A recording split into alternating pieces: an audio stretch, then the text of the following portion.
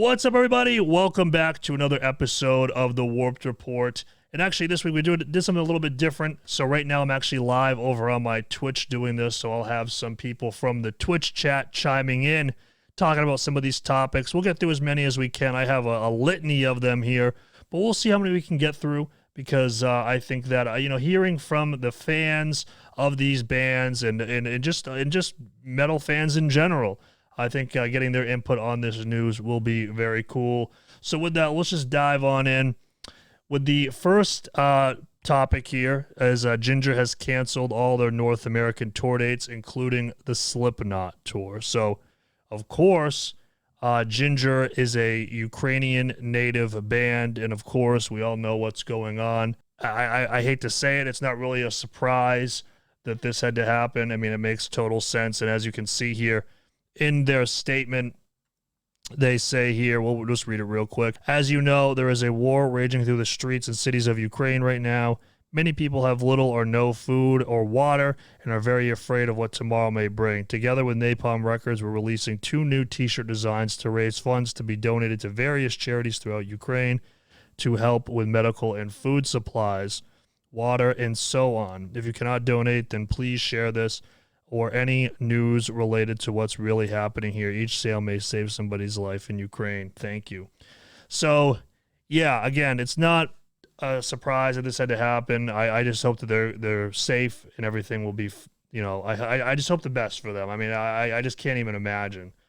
But, with them dropping off the tour, for those of you in the chat that may not be aware, you may be aware by now, but Wage War is actually stepping in for them, and they'll be joining a leg of the tour with Slipknot.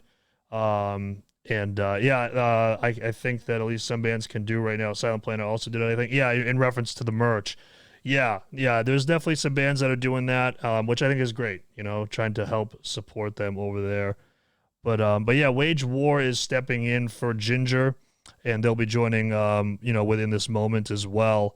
On the first leg, with the second leg going to be Cypress Hill and Horror. So, for those of you in the chat, I mean, I'm curious, what do you think of Wage War filling in here? What Regenerated Mutant said, Cypress Hill is an odd choice. Yeah, I mean, I definitely think they're kind of in like that new metal kind of thing, which makes sense because it's Slipknot or whatever. But Wage War is definitely going to be different compared to those other bands. I mean, I think they're more closer to Slipknot than any of those other bands. So that's something that's very interesting to me. That would be a really cool show, because I think that will get Wage War an audience that they don't already have. And they already have, a ton of listeners. They already have a ton of fans. So this will just open them up to a whole other demographic here. Glenny being in the chat, Wage War is a different genre than Jinjer, but I don't know if they fit the lineup better. Yeah, I'm really interested to see how that goes, because I think that Wage War definitely has some tracks that can probably fit in a little bit better with like an In This Moment, but they also have the heaviness to kind of compete with Slipknot for sure. But yeah, so Alex Terrible issued his official statement here saying that he's against the war. We'll just watch that real quick. So it's less than a minute long, so we'll check it out real quick. I'm making an official statement on behalf of the whole band as a leader. I'm Alex Terrible, play for 𝗧𝗛𝗪 𝗪𝗧. I'm vocalist. We play deathcore, death metal, and showing the guns and weapons and tanks in our video clips and so on. Despite this fact, we against the war. We against any war. It is so hurt us to see what is happening right now in Ukraine. And we've been in Ukraine many times with the shows, and our last tour finished in Ukraine. Please do not make the whole Russian people an accomplice. I wish you a beautiful, peaceful sky above your head. Thank you for your attention. So obviously, as you can see there, Alex is a very cute dog. I mean, that's something that I really want to point out. But of course, English isn't Alex's first language. But I gotta say, I did not expect. I expected them to obviously be against the war. I'm not saying that, but to have like a a video statement going against it with Alex's prominence and probably somewhat of a celebrity status over there in Russia. I didn't expect that because of the things that could come with that, like the ramifications of the Russian government, potentially having some backlash toward him. But of course, I didn't anticipate him being like, yeah, I'm for the war. Obviously not. But I was just surprised that he made a statement in this medium, for sure. This is something that I wanted to talk about because I actually hadn't seen this yet. This article was published a few days ago, and I haven't seen it yet. But Booka Nile of Make Them Suffer, she did issue a statement following her allegations of sexual assault, and now that she is no longer in Make Them Suffer. I categorically deny the allegations made against me. I understand that without a statement from the alleged victim, this whole incident is hearsay, which is exactly what it is. He does not want any part in this mess due to being vilified publicly by the same person I am now being vilified by too. I have permission to post a screenshot below from their best friend, who was the only person they trusted to share the secret of our affair during the time we were seeing each other. Whilst it is not proof of my innocence, it is provide necessary context to other carefully selected screenshots that have been used to falsely accuse me. I completely own that bragging about intercourse in the way that I did, using the language I did, is not in line with the person I hold myself up to be.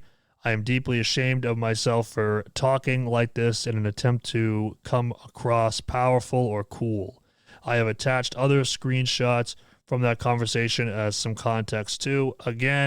Against, whilst proof of my innocence, it does provide more context. I'm going to guess that meant again, because that doesn't make any sense.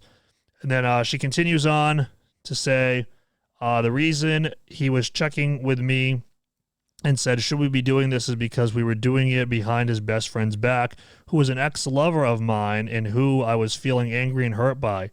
He was doing the right thing by checking that we were both okay with moving forward. He and I had a sexual relationship over several months, and every time it was consensual.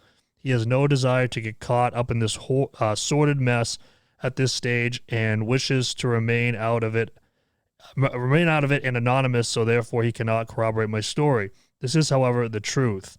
Right now, I am moving forward with my life. I've always worked in the mental health and disability space, and I will not let false accusations stop me from continuing to help people. I moved home with my parents and am spending time improving myself so that I can be a better friend, artist, and carer. And she finally says here, this matter is now in the hands of the authorities, and I won't be making any further comments on the matter. And then Glinting Beal here in the chat, yeah, this. At this point, I don't think it matters if the allegations are true or not. The shitstorm kind of spoke actions already. Yeah, I think it's obviously, she's not in the band anymore. But I was curious in terms of what her comment was going to be. Yeah, this is kind of odd. I mean, listen, like I said, she's out of the band, so we can all move on. But this is just very strange. I mean, I'll just leave it at that. The last 10 seconds of live, this was a strange situation as well. The vocalist, drummer, and bassist all quit the band. So right now it appears that there's only one member left, Wyatt McLaughlin. So I don't know what happened here. We still haven't got any more details, but that band appears to be ixnayed, to put it lightly. I don't know what's going on with them. Yeah, Cool Down says, they all left after releasing an album. Yeah, which is so weird. It's almost like they just got the album out and now they were just like, all right, that's it, peace. It's very interesting to me. I'm not really sure what happened. Oh yeah, that really hurt, but I think the guitarist might find new members. Okay, well if that's the case, then I hope that he's not problematic, to put it whatever. But if the last 10 seconds live continues on, cool, and I hope maybe those three guys will go join form their own project. This was interesting. So Bandcamp was acquired by Fortnite developer Epic Games. Ethan Diamond, though, he did continue to say Epic Games is 40% owned by Tencent. Also has principal ownership in Spotify. So that's kind of interesting. So I wonder if there could be some potential Spotify Bandcamp crossovers or anything like that in the future, that is definitely something to keep an eye on. And then we have a few tracks here that we actually checked out on the stream the other day. Hollow Front released the track The Price of Dreaming, and they're going to be releasing an album in May, on May 27th through UNFD. Bleed From Within announced their new album Shrine, and they shared a new song that'll be coming out on June 3rd via Nuclear Blast Records. Their new song was Levitate. That'll be cool. I'm looking forward to some new Bleed From Within. This is a band that I've always really, really liked a lot. Meshuggah, I didn't really care for this song. Like, at first when I listened to it, I thought it was pretty cool, but it's kind of a boring track, if I'm being totally honest, and that's Meshuggah's new track, Light the Shortening Fuse. It just kind of was super repetitive. There was no hook, or it wasn't very catchy at all. And then, Glennie Beatles' Hollow Front reminded me of Polaris. Bonus for that. Bleed From Within was also very good. Yeah, Hollow Front was very good. Bleed From Within was very good. And I like the Polaris comparison. I also got some Waged War Pressure vibes, especially with the drumming, because I don't know if it just reminded me of that one track where there was some Latin flair on the drums as well. But that does it for this week's episode of the Warped Report, everybody. My name is Richard. This is the Out of Line YouTube channel. And until next week, we will see you later. Peace.